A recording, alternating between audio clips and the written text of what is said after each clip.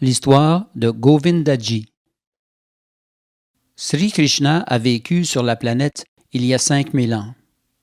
Après son départ, l'un de ses arrière-petits-fils, Vajranabha, voulut établir des temples et y installer des murtis à son image.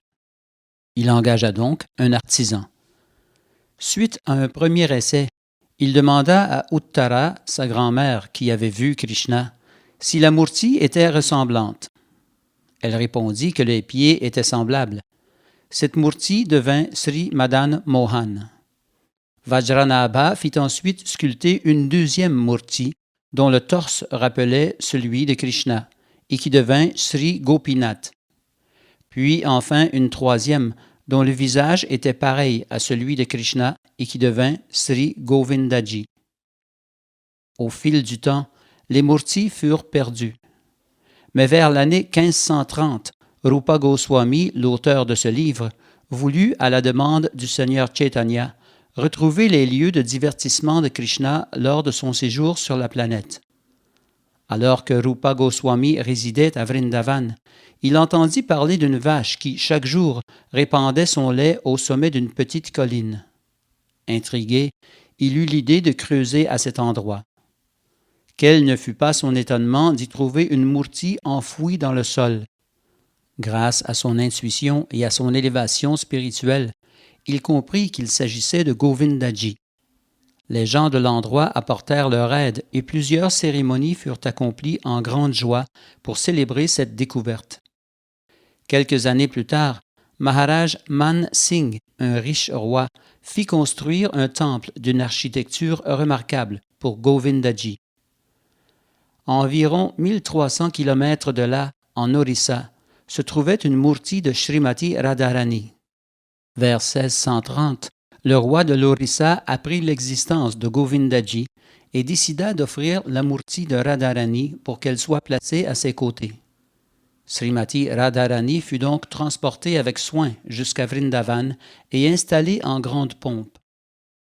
Le temple de Govindaji fut construit avec une pierre rouge de grande qualité et comptait 7 étages. Un soir de l'année 1670, l'empereur de l'empire moghol, Aurangzeb, vit de loin le temple alors qu'une lampe imposante y scintillait. Jaloux, il ne pouvait accepter qu'un bâtiment soit plus haut et plus beau que son palais. Il envoya donc ses soldats pour le détruire. Avertis de l'arrivée des soldats, les dévots s'enfuirent, emportant les murtis avec eux. Ils se réfugièrent à Kamyavana, non loin de là. Entre-temps, les soldats détruisirent le temple en commençant par les étages du haut.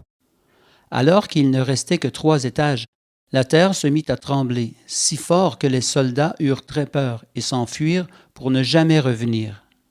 Encore aujourd'hui, on peut voir ce temple de Govindaji à Vrindavan et de nombreux pèlerins s'y rendent chaque année.